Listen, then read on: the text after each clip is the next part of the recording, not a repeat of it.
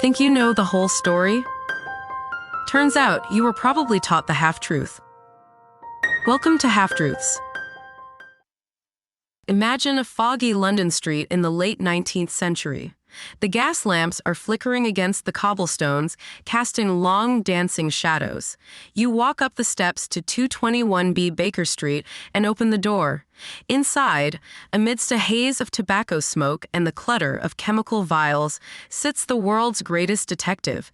He has just solved an impossible crime, unraveling a complex web of deceit with a single glance at a muddy boot or a train ticket.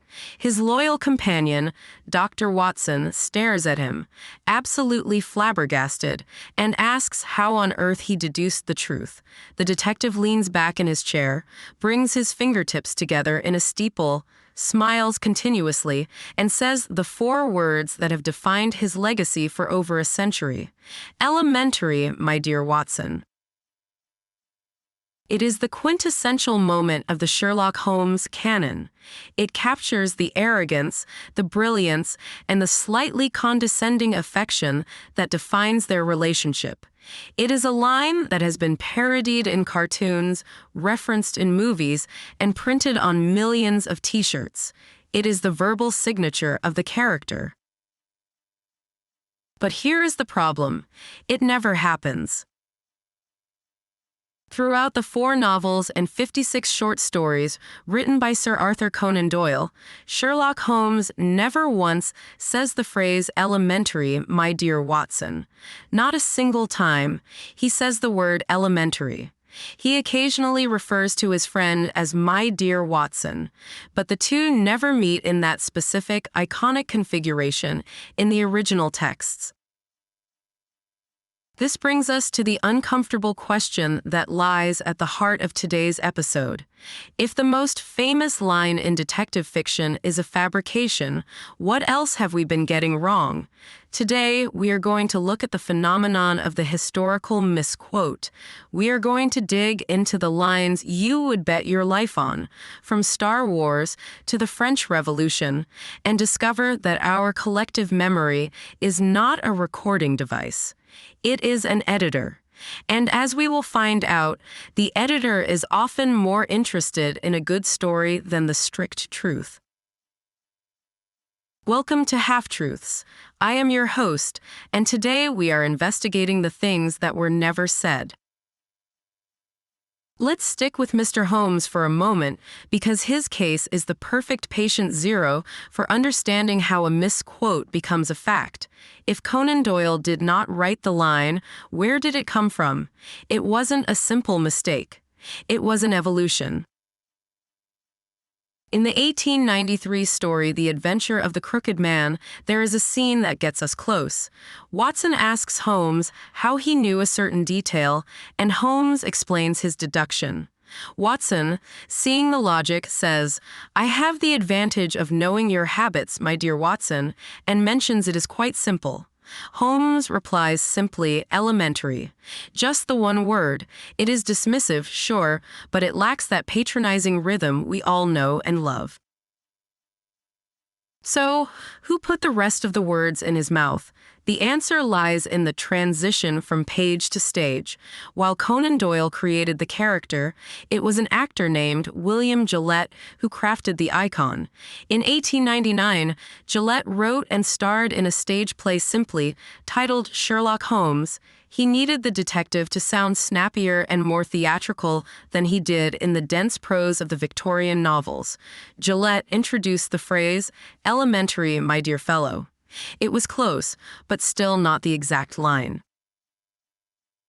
The first time we actually see the full phrase elementary, my dear Watson, in print, it does not come from a mystery writer at all. It comes from the humorist P.G. Wodehouse, the creator of Jeeves and Wooster. In his 1915 novel Smith, Journalist, he uses the phrase as a pop culture reference. This suggests the line was already floating around in the cultural ether, likely mutating from Gillette's stage performance. But the nail in the coffin, the moment the cement dried, was the arrival of the talkies. In the 1929 film The Return of Sherlock Holmes, the actor Clive Brooke looks at his co-star and delivers the full, unadulterated line.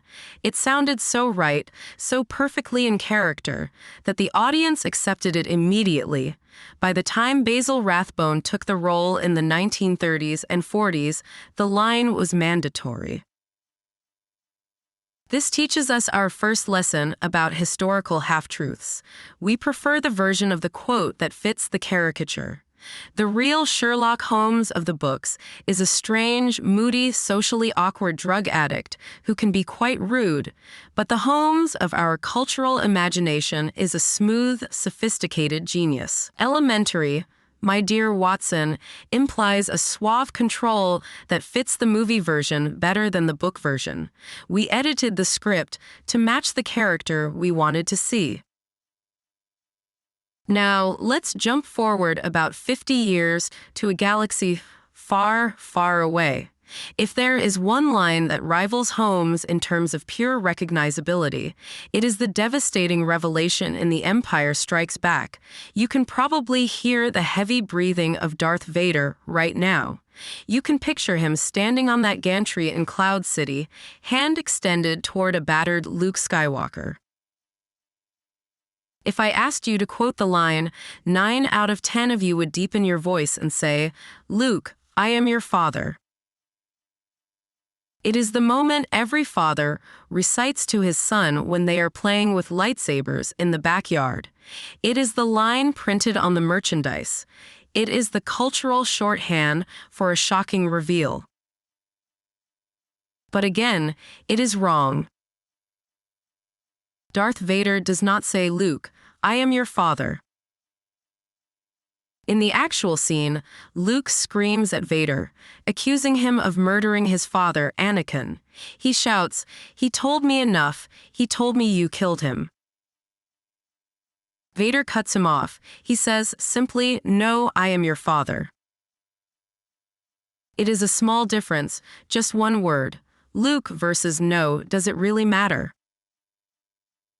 Yes, it matters because it explains the mechanics of how memory works. The line, "No, I am your father," is a response.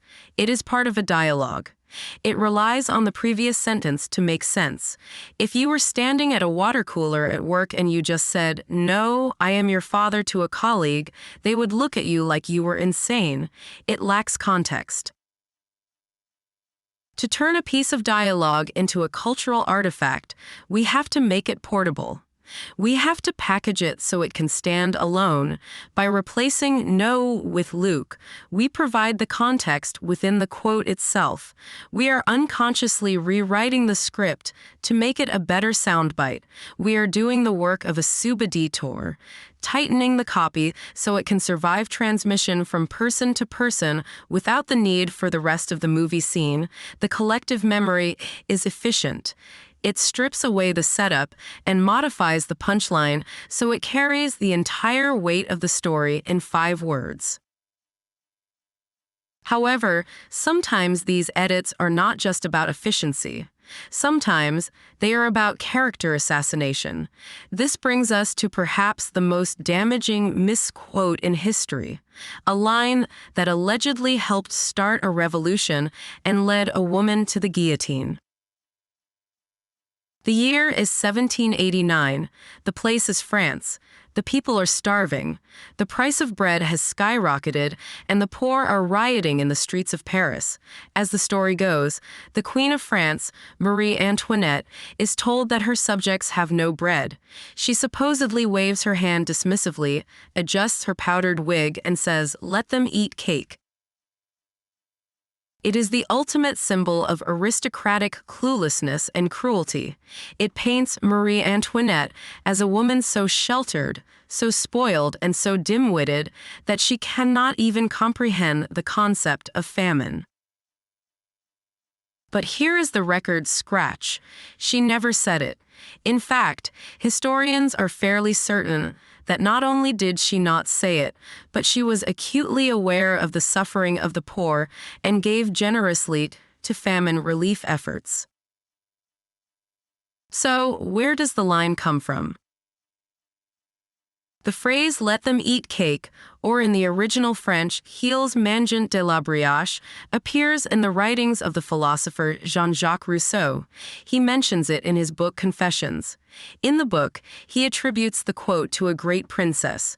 But here's the catch: Rousseau wrote that book in 1765.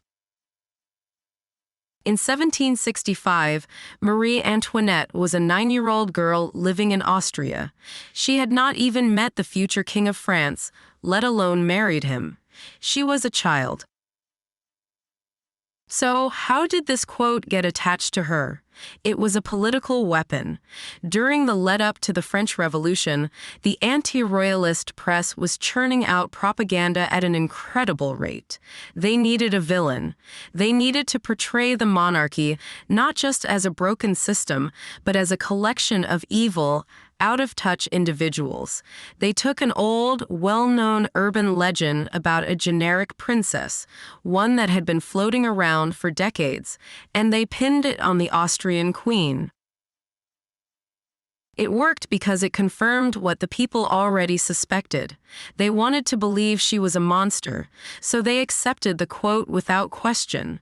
This is a dark side of the half-truth. When we hate a public figure, we are much more likely to believe a misquote that makes them look bad. We attribute words to them that align with our biases. The quote, "let them eat cake," is not a historical fact about Marie Antoinette. It is a historical fact about how much the French people hated her. It survives today not because it is true, but because it is a perfect encapsulation of the archetype of the wicked queen. This phenomenon, the attribution of a quote to a famous person because it fits their brand, is something we see over and over again. We call it the quote magnet effect. Think about the quintessential definition of insanity. You have definitely seen this on an inspirational poster or heard it in a management seminar.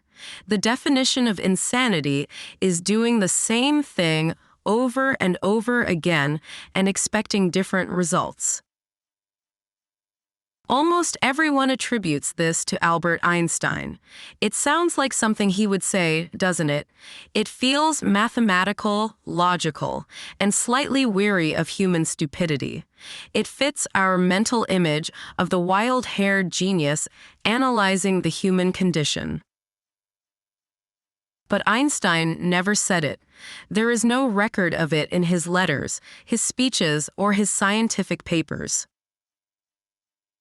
The quote actually seems to have originated in the early 1980s, decades after Einstein's death. It appears in a Narcotics Anonymous text from 1981 and in a novel by Rita Mae Brown from 1983.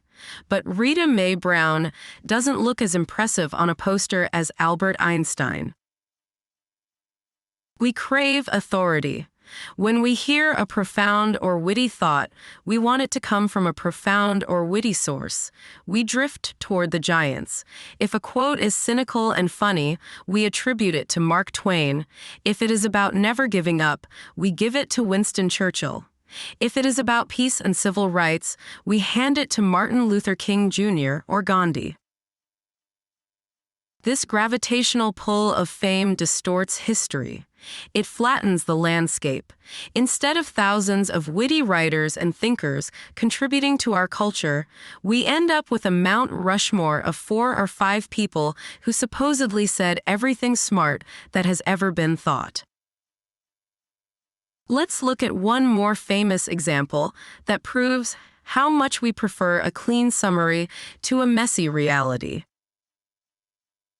"I disapprove of what you say, but I will defend to the death your right to say it."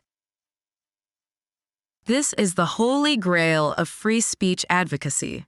It is the motto of the Enlightenment, and it is almost always attributed to the French philosopher Voltaire.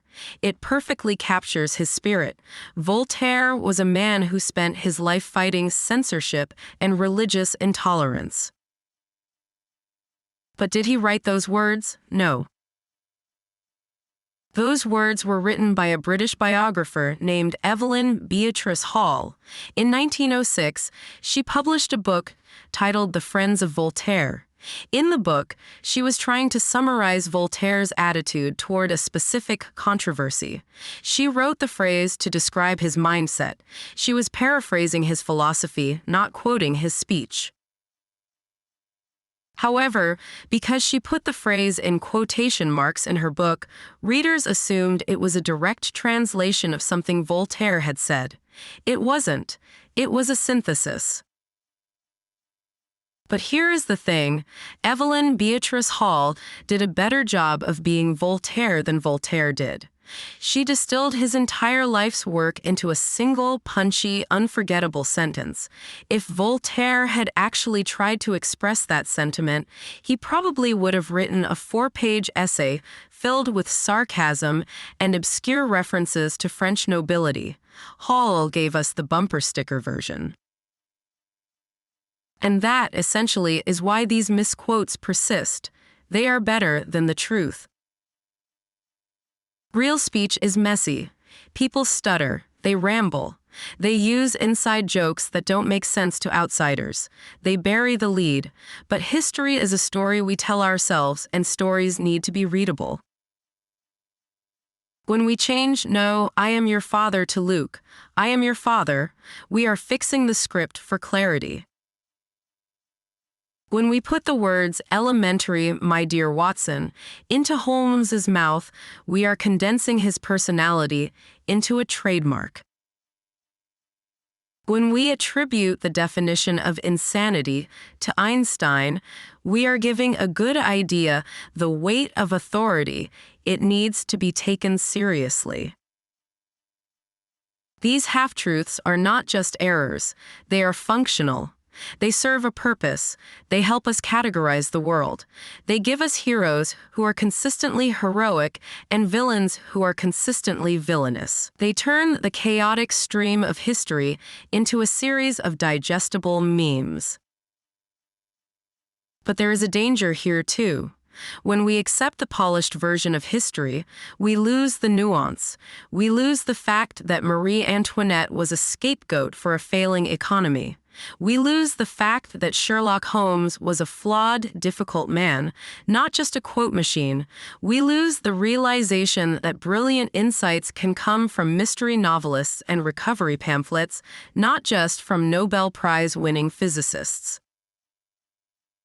We sacrifice accuracy for impact. So, the next time you see a famous quote on social media or hear a friend recite a classic movie line, pause for a second. Ask yourself, is this what was said, or is this just what we wish they had said? We live in a world that is desperate for simple answers and clear heroes. We want the aha moment to be wrapped up in a perfect sentence, but usually, the real world doesn't offer us sound bites. It offers us context, confusion, and silence. The most famous words in history are often the ones that were never spoken, because reality is rarely as well written as the fiction we replace it with. Now you know the real story. What other half-truths are still out there? If you enjoyed this episode, please subscribe, leave a comment, and join us next time. Until then, stay curious.